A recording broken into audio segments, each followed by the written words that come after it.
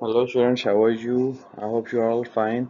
Welcome to the class. This is the first lecture, and in this we'll talk about the globalization and international business. Course का नाम आपको पता है, international business management हम लोगों ने पढ़ना है. ये आप लोग मेरे से पढ़ रहे हो. Let's start officially with the course. Here is the first chapter, which is globalization and international business. आप लोगों ने पहले भी कहीं ना कहीं ग्लोबलाइजेशन पढ़ा होगा. ग्लोबलाइजेशन का मतलब क्या है और ये क्या होता है, और इंटरनेशनल बिजनेस क्या है वो हम देखते हैं. ग्लोबलाइजेशन क्या है कि वर्ल्ड को एक ग्लोबल मार्केट बना दिया गया, जिससे सबको एक्सेस मिल गई एक मार्केट की. Anyone can buy anything from anywhere, anyone can sell anything from anywhere. लेकिन रीज़न क्या है और कैसे आप इसमें जा सकते हो? There are some preliminary standards जो आपको फॉलो करने हैं. अगर आप वो सेट स्टैंडर्ड्स को फॉलो करते हो तो you can be the part of the globalized markets. Globalization क्या है कि दुनिया चेंज हो रही है, और ये 1999 से डब्ल्यूटीओ के बाद ये एग्रीमेंट डिसाइड हुआ, जिसमें आपकी वर्ल्ड इकोनॉमीज भी चेंज हुई.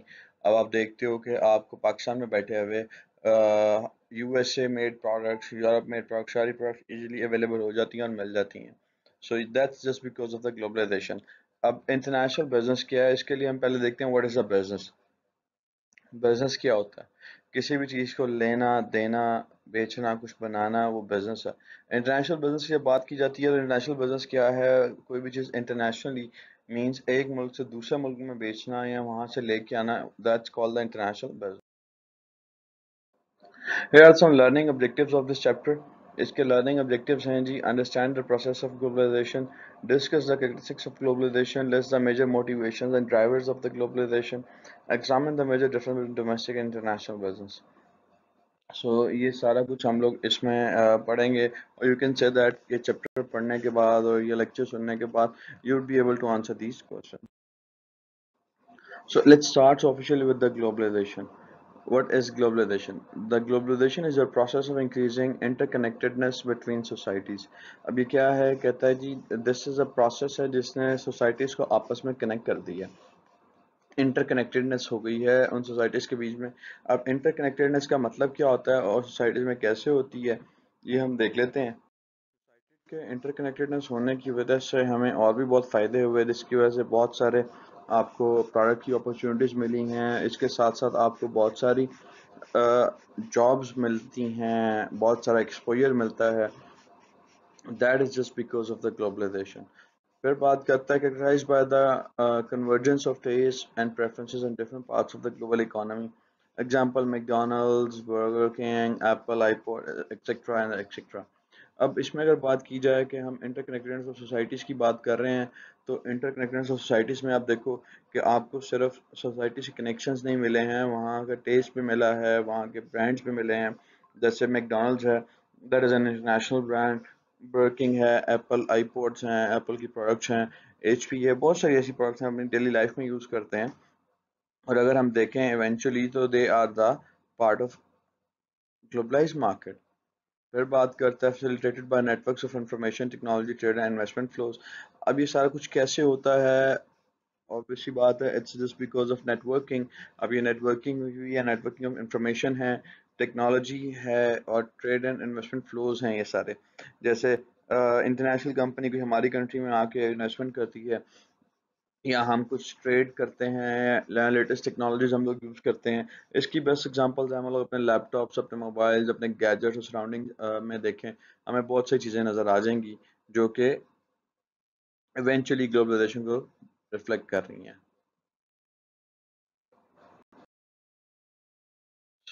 Let's see the globalization view points क्या क्या हैं. ग्लोबलाइजेशन व्यू पॉइंट्स को दो तरह डिवाइड किया गया है: हाइपर ग्लोबलिस्ट और ट्रांसफॉर्मेशनलिस्ट. इनको एक देख लेते हैं. आगे हम आने वाले चैप्टर्स में इसको डिटेल में भी पढ़ेंगे, लेकिन अभी तो आपको बता देता हूँ. हाइपर ग्लोबलिस्ट कहते हैं जी, उनका बिलीव होता है, देर ऑप्टिमिस्टिक अबाउट द ग्लोबलाइजेशन. उनका मानना है जो ग्लोबलाइजेशन से जो कल्चर है वो क्या कहते हैं, एक्सपैंड कर रहा है. दैट दे आर ऑप्टिमिस्टिक कि कल्चर बढ़ रहा है और उससे फ़ायदा हो रहा है लोगों का. ये हो रहा है कि जो लोकल कल्चर्स हैं they are merging into global cultures, और लोगों पे उसका इम्पैक्ट आ रहा है Aahista Aahista, and somehow that's true. क्योंकि जब आप ग्लोबलाइज कल्चर की बात करते हो, चीज़ें ग्लोबलाइज कर लेते हो, तो इवेंचुअली क्या होता है कि आप एक बड़े कल्चर का हिस्सा बन जाते हो। फिर बात करें ट्रांसफॉर्मेशनलिस्ट। ट्रांसफॉर्मेशनलिस्ट जो हैं उनका मानना है, ट्रांसफॉर्मेशनिस्ट का मानना है कि जो आपका ट्रांसफॉर्मेशन ऑफ कल्चर है, it's not a one way, it's a two way process. So globalization में ये प्रोसेस भी टू वे है। आपका कल्चर जो है, आप वेस्ट से भी कल्चर हम अडॉप्ट कर रहे हैं, और जो वेस्टर्न कल्चर है वो इन्फ्लुएंस हो रहा है, और किसमें इन डेवलपिंग वर्ल्ड कल्चर्स के साथ साथ, जो डेवलपिंग वर्ल्ड उनके कल्चर के साथ ये मर्ज हो रहा है। सो हाइपर ग्लोबलिस्ट के देख लेते हैं, कहते हैं जी an extreme view that believes in the emergence of global cosmopolitan corporate culture, the decline of nation state, the increasing power of TNCs. अब ये इसमें क्या बात कर रहे हैं हाइपर ग्लोबलिस्ट में, this is the extreme point of view, कहते हैं the emergence of global cosmopolitan corporate culture. इसमें क्या है, एक एक ग्लोबल कल्चर इमर्ज हो रहा है, सामने आ रहा है, और नेशन स्टेट्स जो हैं उनका कल्चर डिक्लाइनिंग फेज पे जा रहा है, और जो आपकी ट्रांसनेशनल नेशनल कॉरपोरेशंस हैं वो दिन ब दिन बढ़ती जा रही हैं। Means people are more moving towards the globalized business, and they are going towards a multinational corporation system. फिर कहता है ट्रांसफॉर्मेशनलिस्ट, कहते हैं view globalization as a complex uneven process. ये इसको एज अनइवन प्रोसेस देखते हैं। अब अनइवन कैसे, कि ऑब्वियस सी बात है, जो ज़्यादा इन्फ्लुएंस चीज़ होती है वो एक कम इन्फ्लुएंस चीज़ को ख़त्म कर लेती है, एब्जॉर्ब कर लेती है। अगर आप इसको इस तरह से देख लो कि जो आपका ज़्यादा फैला हुआ कल्चर है वो थोड़े से जगहों वाले कल्चर को अब्जॉर्व कर लेगा, या जो बहुत स्ट्रॉन्ग कल्चर है वो वीक कल्चर को अब्जॉर्व कर लेगा। A multi dimensional view includes economic process alongside regional and culture issues. अब इसके मल्टी डायमेंशनल व्यूज हैं, वो क्या बताते हैं आपको, इकोनॉमिक प्रोसेसेस भी हैं और alongside regional and culture issues भी हैं, वो सब साथ साथ हैं, और वो भी साथ चल रहे हैं। अब एलिमेंट्स की बात की जा रही है, ग्लोबलाइजेशन के एलिमेंट्स क्या क्या हैं। अगर हम ग्लोबलाइजेशन के एलिमेंट्स की बात करें, तो ग्लोबलाइजेशन के जो एलिमेंट्स हैं वो इकोनॉमिक ग्लोबलाइजेशन है, पॉलिटिकल है, और कल्चर ग्लोबलाइजेशन है। अब हम इनको one by one further discuss कर लेते हैं, क्योंकि आगे ये आपको एक्सप्लेनेशन में मिल जाएंगे, लेकिन इस स्लाइड्स में आगे और एक्सप्लेनेशन की मुश्किल से मिलेगी। तो लेट्स सी इकोनॉमिक ग्लोबलाइजेशन क्या होती है। ग्लोबलाइजेशन क्या होती है, आप देखें, अब जो इकोनॉमीज हैं वो मर्ज हो रही हैं, हम वर्ल्ड इकोनॉमी की बात कर रहे हैं, जितना कि 12 कंट्रीज हैं, आप उनमें देखें, आप कुछ कार्टल्स बन रहे हैं जो कि एक दूसरे को सपोर्ट करते हैं ताकि इकोनॉमी उनकी स्ट्रांग रहे और वो कोई भी नुकसान से बच सकें। फिर पॉलिटिकल ग्लोबलाइजेशन क्या है, जितने भी डेवलप कंट्रीज हैं उनका पॉलिटिकली इन्फ्लुएंस होता है दूसरे कंट्रीज के ऊपर, जिसकी वजह से क्या होता है, आप एक दूसरे की हेल्प कर पाते हैं, अपनी बातें मनवा लेते हैं, या उनको कुछ बेहतर गाइड कर देते हैं। अगर हम बात करें कल्चर ग्लोबलाइजेशन की, तो what is the culture of globalization. Globalize economy के बाद, ग्लोबलाइजेशन के बाद हमें बहुत ज़्यादा अपॉर्चुनिटीज़ मिली। वो अपॉर्चुनिटीज़ किस फॉर्मेट में थी, वो अपॉर्चुनिटीज़ इस फॉर्मेट में हैं कि अब हम देखें, हम इंटरनेशनल कंपनीज की प्रोडक्ट यूज़ करते हैं, हम बाहर जाके जॉब्स करते हैं, और जो भी ह्यूमन कैपिटल एक्सचेंज होता है, they also carry their cultures as well. तो वो कल्चर ग्लोबलाइजेशन भी होती है, क्योंकि आपको एक ही जगह पे मल्टी नेशनलिटीज़ के लोग काम करते नजर आएंगे, हर नेशनलिटी एक अपना कल्चर डिपिक्ट कर रही होती है। So economic globalization, globalization of the business corporation, globalization of supply, globalization of the demand. आप देखें इकोनॉमिक ग्लोबलाइजेशन क्या है, ग्लोबलाइजेशन ऑफ बिजनेस कॉर्पोरेशन। आप देखें कितनी मल्टीनेशनल कंपनीज बन गई हैं पिछले कोई 20 सालों में, कितनी कंपनीज ने अपने इंटरनेशनल ऑपरेशन स्टार्ट कर दिए हैं, कितनी इंटरनेशनल कंपनीज बाहर से पाकिस्तान में आके हमारे मुल्क में इन्वेस्ट कर रही हैं, कितनी एफडीआई आई है हमारे मुल्क में। ग्लोबलाइजेशन ऑफ सप्लाई की बात की जाए, तो सप्लाई को आप ह्यूमन कैपिटल के साथ भी देख सकते हैं और वैसे भी देख सकते हैं, प्रोडक्ट की नज़र में भी देख सकते हैं। इससे क्या हुआ, आपकी ग्लोबलाइजेशन ऑफ सप्लाई बढ़ गई है, आपकी चीज़ें की सप्लाई बढ़ गई है, अब हर तरह की प्रोडक्ट हर तरह की मार्केट में अवेलेबल होती है। इसी तरह जैसे सप्लाई बढ़ी है, ग्लोबलाइजेशन ऑफ डिमांड भी बढ़ गई है। बहुत सारी कंट्रीज ऐसी हैं जहाँ पे आपकी एशियन रीजन की प्रोडक्ट्स को बहुत सराहा जाता है, बहुत माना जाता है, बहुत यूज़ किया जाता है, बहुत अप्रिशिएट किया जाता है उनको। So this just because of the globalization, this is called the economic. Let's talk about the culture globalization. Culture globalization क्या कहती है? Is the process of culture or homogeneity of a global economy. Culture globalization कहते हैं by अब बता रहा है आपके जो homogeneity of global economy की बात करें जिसके बाद cultures merge हो गए हैं। अब कहता है culture homogenization की बात करें uniformity and similarity in global products and process। जब global product and process same हो गए हैं इसका मतलब है तो culture भी उनके साथ आपके मिलते जुलते हैं, वो भी साथ ही impact आ रहा है उनके ऊपर भी। फिर बात कर रहा है कल्चर हेट्रोजेनिटी, लोकल डिफरेंसेस की बात कर रहा है। हेट्रोजेनिटी क्या होती है कि आपके लोकल छोटे छोटे डिफरेंसेस आते हैं उनकी बात कर रहा है। फिर कल्चर हाइब्रिडाइजेशन की बात है, adaption of the global to local condition meaning retribution and recontextualization. अब ये क्या है? हाइब्रिडाइजेशन क्या है? It's a mixture of both cultures. आप सारा का सारा कल्चर एक्सेप्ट अडॉप्ट नहीं कर लेते, आप अडेप्ट की तरफ जाते हो। अब अडेप्टेबिलिटी क्या होती है? आप कुछ चीज़ें एक्सेप्ट कर लेते हो, उनके नॉर्म्स एंड उनके कस्टम्स को एक्सेप्ट कर लेते हो, कुछ चीज़ें हम नहीं एक्सेप्ट कर पाते हैं, चाहे हम बिजनेस में कर रहे हों या कुछ भी कर रहे हैं। पॉलिटिकल ग्लोबलाइजेशन की बात कर रहा है, आप देखो जितने आपके फाइनेंशियल इंस्टीट्यूशंस हैं या जितनी गवर्निंग अथॉरिटीज़ हैं या जितने डेवलप कंट्रीज हैं उनकी गवर्नमेंट्स हैं, उनका इन्फ्लुएंस है डिफरेंट इंस्टीट्यूशंस पे जो पूरी वर्ल्ड को कंट्रोल कर रहे होते हैं। The emergence of domination of global and regional institution and trans-governmental networks such as IMF, the World Bank, WTO, UNCTAD। उसके बाद कहता है जी IMF क्या है? एंड इंटरनेशनल मॉनेटरी फंड्स की ऑर्गेनाइजेशन है जो फंड्स को मैनेज करती है, ठीक है। और उसके बाद कहता है जी आपका द वर्ल्ड बैंक क्या है? वर्ल्ड बैंक इज लाइक दुनिया का बैंक है जिसके कस्टमर्स कौन लोग हैं?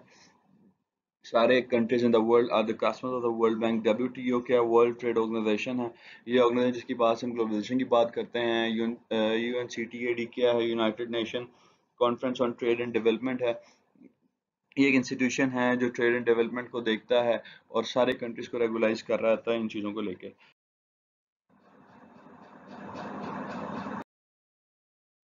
ओके जी, अब हम बात करते हैं what are the different drivers of globalization. Globalization के डिफरेंट ड्राइवर्स क्या क्या चीज़ें हैं और क्या क्या हैं वो हम देख लेते हैं।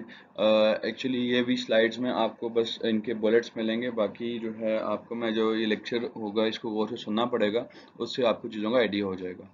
पॉलिटिकल फोर्सेस हैं, इसमें इकोनॉमिक फोर्सेस हैं, टेक्नोलॉजिकल डेवलपमेंट है, ग्लोबल गवर्नेंस है, इंक्रीजिंग कंपटीशन है।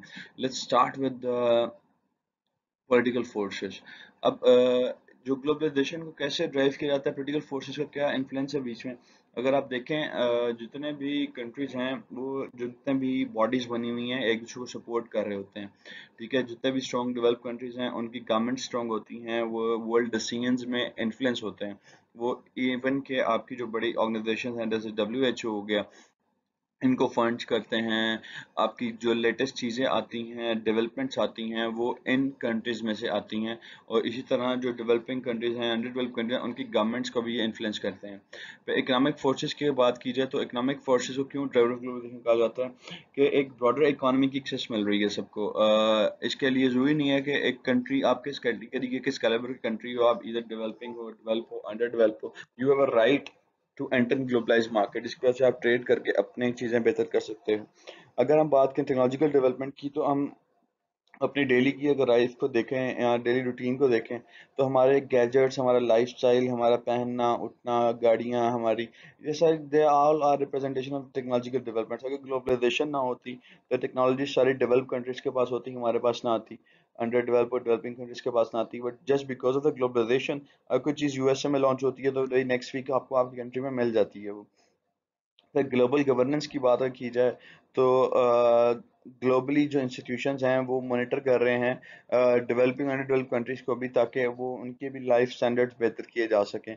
उसके बाद अगर इंक्रीजिंग कंपटीशन की हम बात करें तो ग्लोबलाइजेशन की वजह से एक इम्पैक्ट ये भी हुआ है, कंपटीशन इंक्रीज कर गया है जिसकी वजह से कस्टमर्स का बेनिफिट हो गया। कस्टमर्स को क्वालिटी ओरिएंटेड पार्ट्स मिल रहे हैं जिसको वो यूज़ करके उनकी ड्यूरेबिलिटी बढ़ रही है और वैल्यू फॉर मनी मिल रही है। ऑन द अदर साइड अगर इंक्रीजिंग कंपटीशन की हम बात करें कस्टमर्स के अलावा सेलर्स के पॉइंट ऑफ व्यू से भी उनको ग्लोबलाइज कस्टमर्स मिल रहे हैं जिनके पास परचेजिंग पावर है, जो प्रोडक्ट के अच्छे फीचर्स के साथ प्रोडक्ट को परचेज कर सकते हैं। सो रिगार्डलेस ऑफ दिस के उनके लिए प्राइस टैग मैटर नहीं करता, क्वालिटी फीचर्स एंड उसकी बिल्ड क्वालिटी और उसके लुक्स मैटर करती हैं कि वो कितनी अच्छी हैं जिसकी वजह से प्रोडक्ट लोग परचेज कर रहे हैं। सो ये 5 ऐसे फोर्सेस हैं जो ग्लोबलाइजेशन को ड्राइव कर रहे हैं और जो बहुत इंपॉर्टेंट है। तो अगर हम नेक्स्ट बात करें तो that is international orientation. International orientation की अगर बात की जाए तो इंटरनेशनल ओरिएंटेशन 4 तरह से हो रही है। अब वो 4 तरह से कौन कौन सी इंटरनेशनल ओरिएंटेशन है? कहता है जी इथनो सेंट्रिज्म है, पॉलीसेंट्रिज्म है, रीजियो सेंट्रिज्म है और जियो सेंट्रिज्म है। अब ये सारा कुछ क्या है इसको हम बारी बारी देख लेते हैं। एंथ्रोसेंट्रिज्म बात करता है होम कंट्री ओरिएंटेशन। ये ओरिएंटेशन कैसे आती है? इट्स लाइक ये वही ओरिएंटेशन होगी जो होम कंट्री की होगी। It means that things are based on your home country. इसमें आपकी ऑर्गेनाइजेशन का स्टाइल, आपका वर्किंग बिहेवियर, आपका working culture, working style, organization culture सारा टोटली रिप्रेजेंटेशन और depiction of your home country orientation. फिर बात कर रहे हैं पॉलीसेंट्रिज्म की। ये क्या है? इसमें आपकी जितनी भी ओरिएंटेशन है मींस आपका होस्ट कंट्री की ओरिएंटेशन हो जाती है। You are based on your, you're accepting everything of the host country। आप कल्चर उनका अडॉप्ट कर रहे हो, आप फूड, आप लैंग्वेज, अपनी डेली रूटीन और डेली लाइफ की एक्टिविटीज़ हैं वो सारी उनकी आप बिलीव कर रहे हो। सारी आप उनकी बिलीव कर रहे हो और उनकी अडॉप्ट कर रहे हो। फिर बात कर रहा है जी रीजियो सेंट्रिज्म की। रीजन सेंट्रिज्म बात करता है रीजनल ओरिएंटेशन की। रीजनल ओरिएंटेशन क्या कहती है? आप उस रीजन की ओरिएंटेशन को एक्सेप्ट करो। जैसे एशिया हो गया, we have 7 continents. 7 continents mean we have 7 different regions. हर रीजन की ओरिएंटेशन डिफरेंट है और आप जिस रीजन में जाते हो आप उस रीजन की ओरिएंटेशन को एक्सेप्ट कर रहे हो, अडॉप्ट कर रहे हो। फिर जियो सेंट्रिज्म वर्ल्ड की बात कर रहे हैं हम, यहाँ पे वर्ल्ड ओरिएंटेशन की बात कर रहे हैं। जैसे कि दुनिया में क्या हो रहा है हम उस चीज़ को एक्सेप्ट करें, उस चीज़ को अडॉप्ट करें। अब दुनिया में जो हो रहा है हम उस स्टाइल से, उस लाइफ स्टाइल से मूव करें तो things will be go in a one direction only. बात कर रहे हैं इंटरनेशनल वर्सेस डोमेस्टिक बिजनेस की। अगर हम बात करें इंटरनेशनल बिजनेस की, डोमेस्टिक बिजनेस की, तो इनमें डिफरेंसेस क्या हैं? तो लेट्स सी क्या क्या है characteristics of international business that seize them apart from domestic businesses. अब हम देखते हैं वो कैरेक्टरिस्टिक्स जो इंटरनेशनल बिजनेस को डोमेस्टिक बिजनेस से डिफरेंस करते हैं वो क्या है। First one is diverse business environment. The second one is enhanced risk and uncertainty. Third one is operational complexity. अब पहली चीज बात करें diverse business environment की। Diverse business environment is a major difference between international and domestic business. कैसे, किस तरह से इसको हम देख लेते हैं। अगर हम देखा जाए तो सिंपल इज दैट जो इंटरनेशनल बिजनेस है उसमें आप इंटरनेशनल रूल्स को फॉलो कर रहे होते हो, इंटरनेशनल स्टैंडर्ड्स को फॉलो कर रहे होते हो। उसमें जब आप इंटरनेशनल बात करते हो तो उसमें डिफरेंट नेशनलिटीज़ के लोग आपके साथ काम करते हैं, आप उनसे डील कर रहे होते हो, आप उनकी सीखते हो, उनको अपना सिखाते हो, डिफरेंट चीज़ें मिला के आप एक कॉम्बिनेशन बनाते हो। अगर हम इसमें डोमेस्टिक की बात करें तो domestic business is very simple. एक ही तरह के लोगों से मिलना है, एक ही तरह की चीज़ें डील करनी है, एक ही तरह की प्रोडक्ट बनानी है, तो there is no difference in it. उनका कल्चर भी सेम होगा, लैंग्वेज भी सेम होगी, बिजनेस करने का तरीका भी सेम होगा। Enhance risk and uncertainty. अब इंटरनेशनल वर्सेस डोमेस्टिक बिजनेस में आपकी जो रिस्क है वो बढ़ जाता है और अनसर्टेनिटी बढ़ जाती है। जैसे फॉर इंस्टेंस अगर आप किसी कंट्री में जाके इन्वेस्टमेंट करते हो that will call the foreign direct investment FDI, और सम हाउ उसके पॉलिटिकल इंस्टेबिलिटी हो जाती है, आपको उसके प्रॉब्लम आ जाती है, सम हाउ उसकी लॉ चेंज हो जाता है, उसकी लेजिस्लेशन चेंज हो जाती है, उसमें प्रॉब्लम आ जाती है। सम हाउ अगर वहाँ पे जाके बिजनेस आइडिया नहीं हिट होता that's a risk of losing your investment. फिर ऑपरेशनल कम्प्लेक्सिटी का भी डिफरेंस आता है। अगर हम लोकल डोमेस्टिक बिजनेस की बात करें तो उसमें ऑपरेशन आसान है, हमें एक जगह के लोगों को मैनेज करना है, सारा कुछ करना है। अगर हम इंटरनेशनल की बात कर रहे हैं तो उसमें हमें डिफरेंट नेशनलिटीज़ के लोगों को मैनेज करना है, उनसे काम लेना है, उनसे काम करवाना है, उनके साथ डील करना है, उनको प्रोडक्ट बेचनी है, तो उनके अकॉर्डिंगली हमें चीज़ें बनानी पड़ती हैं। तो अगर चीज़ें उनके अकॉर्डिंगली ना बने तो वो हमारे लिए प्रॉब्लम हो जाती है। लेकिन जिस कंट्री में अगर if you are talking with the something with the host country, अब होस्ट कंट्री में उनके नॉर्म्स को फॉलो करना is pretty much important. But आपके डोमेस्टिक बिजनेस में ये आपकी चीज़ें आपके लिए इम्पॉर्टेंट नहीं होंगी, इसमें हमें प्रॉब्लम फेस करने की जरूरत नहीं पड़ेगी।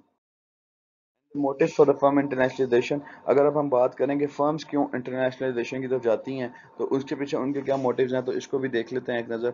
इसके भी 4 पॉइंट्स हैं जिसको हमने वन बाय वन थोड़ा डिटेल में पढ़ लेते हैं कि वो क्या है। मोटिव्स की बात करें, पहला है increase profit, capacity utilisation, market power और स्ट्रेटेजिक मोटिव्स।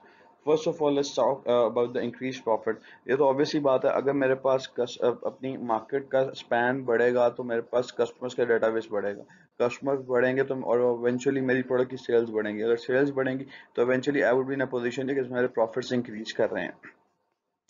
ठीक है। फिर कैपेसिटी यूटिलाइजेशन की बात करेंगे तो यहाँ पे हमें ज़्यादा अच्छा मौका मिल सकता है फर्म्स जब इंटरनेशनलाइजेशन की तरफ जाती हैं कि अपनी कैपेसिटी को मैक्सिमम लेवल पे आगे यूटिलाइज करना।